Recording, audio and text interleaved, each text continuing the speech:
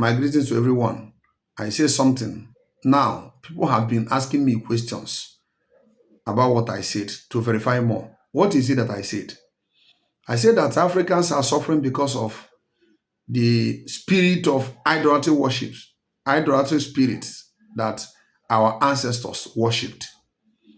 If you look at your Bible, in book of Exodus, chapter 34, verse 7, or you go to the book of Numbers, chapter 14, you look at Deuteronomy chapter 5, verse 9, you look at places like Matthew chapter 6, verse 24, and different places in the Bible mentioned that God will visit the iniquities of the fathers shall visit first, second, third, and even the fourth generations of that particular person. What I mean is that if a man serves idol and made promises to those idols and worship an idol and do all sorts of things in the name of idol worship, that the children of that man will suffer the consequences of what their father or their grandfather or their great-grandfather or their ancestors committed. Bible said that God is the jealous God. According to the book of Joshua, chapter 24. He said, my glory will I not share with any man. Giving God's glory to other gods attracts curses. This is why Africans are suffering. Our ancestors missed it. I'm not saying that they were bad people, but a good man can commit bad things out of ignorance. Because the Bible says in the book of Hosea chapter 4 verse 6, he says, my people, they perish because they lack knowledge. But today, what is going on? When people come out to tell you that Bible is a scam, that Jesus is scam, that there's nothing like hell or heaven, the person is trying to justify his evil.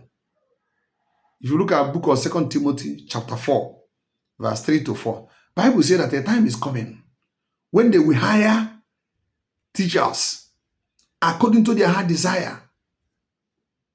Those people that are claiming to be idol worshippers of today, those native doctors, those evil doers that are preparing charms for fraudsters, popularly known as Yahoo people, preparing charms for somebody to use it to defraud somebody in another country or even in the same country, preparing charms to attract demons, preparing charms to tie another human being, to cause accident, to sell human parts, harvesting people's organs, and sacrifice to demons in order to acquire power. Why they are telling you that there's nothing like heaven or hell is because they want to justify their immoral lifestyle. And they want you to believe that after all the whole evil, that they will not pay the consequences, that there will be no consequences. Book of Timothy even said that these people will manufacture stories, myths, telling you stories, unverifiable stories, that people came from Europe, they came to Africa, they carry African gods and travel to Europe and are using it to produce this or produce that or produce. Imagine if Africans' gods were powerful as they try to portray it today. Why did the gods follow those people that came to carry them? Why? Africans were suffering when the missionaries came. The missionaries even brought cassava. Most of the seedlings that we see in Africa came from Europe, European missionaries. Most of them brought it from Brazil.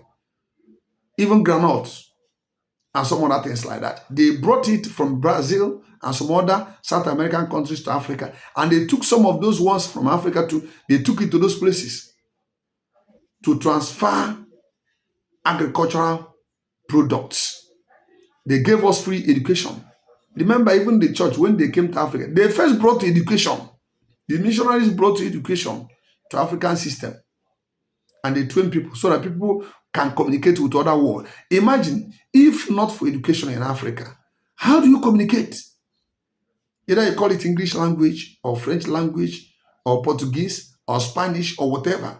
How do you communicate with outside world if not for education or even German language? It was missionary that brought all these educations. They were the one that set up the system of education all over the world. There is no African leader. There's no there's no country in Africa that had independence that were not, the leadership were trained through the missionaries. All the whole African countries, Ghana, Nigeria, South Africa, all of them. It was missionaries that gave them free education, including Nelson Mandela. It was the Methodist Church that trained him when his father died. They gave him education.